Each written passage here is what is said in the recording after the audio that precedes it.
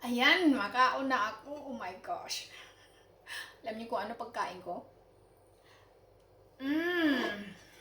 Mixed rice. Tapos, may nagpasalubong ng tuyo galing Pilipinas. Ayan, may mga daing. Pero pa konti-konti lang kasi, careful, careful sa mga maalat natin na pagkain muna. Kaya, ingat-ingat sa kidney stones or whatever. Tapos may tuyo. May delis. Tapos may daing, may pinakas. Dalawang klase pinakas. Tapos, may ari ko nga sa preserve nga onions. Yan ang aking sausawan. Pangtanggal sa alat. Ay, kasarap. Kana, meat gid. Tapos may pang dessert tayo mamaya. Ayan. May ganito pa din. Ilang peraso, isang peraso.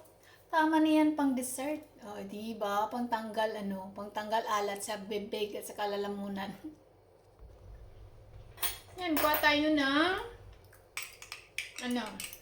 ng ating preserved onions. Ay, kasarap. Palami kayo. Ay, sarap-sarap. Yan. Yan muna ang ating pang So, yan sarap yan. Tapos, magkinamot. Ay, sus. Ay, ambot gid. Met gid. Sausaw. Lami.